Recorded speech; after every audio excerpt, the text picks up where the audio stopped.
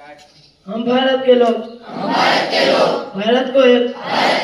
संपूर्ण प्रभुत्व संपन्न समाजवादी केंद्रित लोकतंत्रात्मक गणराज्य बनाने के लिए तथा उसके समस्त नागरिकों को सामाजिक,